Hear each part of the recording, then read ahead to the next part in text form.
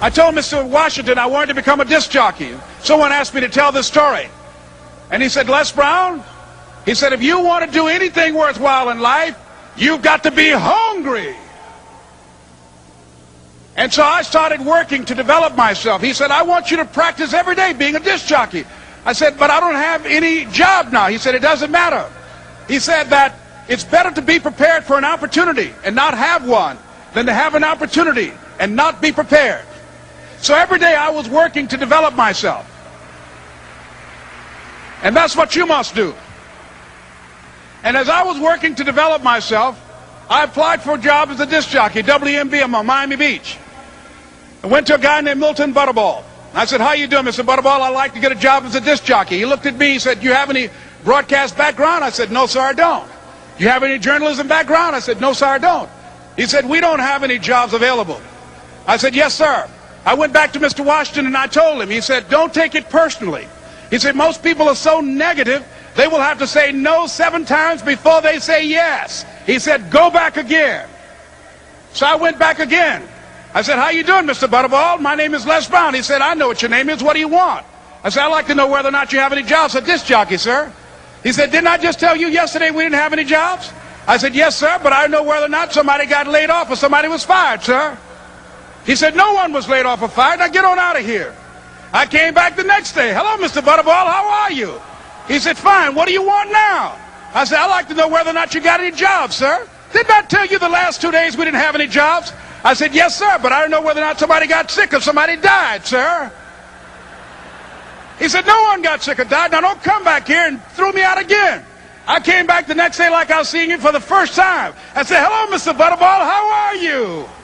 He looked at me with rage. He said, go get me some coffee. I said, yes, sir.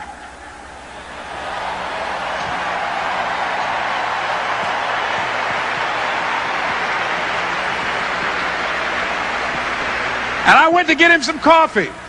After a while, I would give their lunch and dinner, and I would go in the control rooms and take the disc jockeys their food, and I would not leave until they would ask me to leave. Then they started trusting me to pick up entertainers that came to town. Entertainers like the Four Tops and the Temptations and Donna Ross and the Supremes. I would drive them all over Miami Beach in the disc jockeys' big long Cadillacs. I didn't have any driver's license, but I was driving like I had some.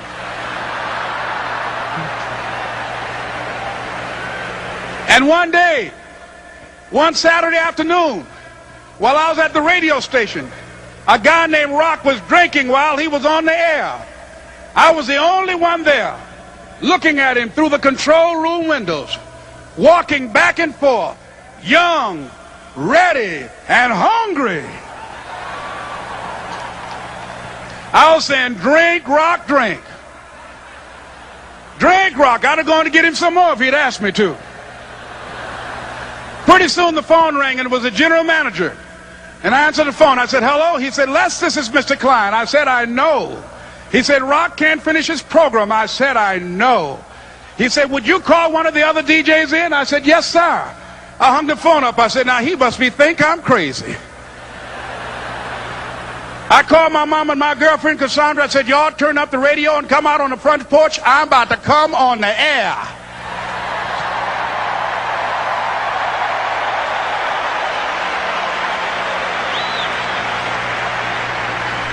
I waited for about 20 minutes, and I called him back. I said, Mr. Klein, I can't find nobody. He said, young boy, do you know how to work the controls? I said, yes, sir. He said, go in there and don't say nothing here. I said, yes, sir. I couldn't wait to get behind those controls. I put on an old Stevie Wonder record called Fingertips. I sat down behind that turntable. I said, look out, this is me, LB Triple P. Les Brown, your platter playing papa. There were none before me, and there will be none after me. Therefore, that makes me the one and only. Young and single and love to mingle, certified, bona fide, indubitably qualified to bring you satisfaction, a whole lot of action. Look out, baby, I'm your love man. I was hungry. I was hungry. You gotta be hungry.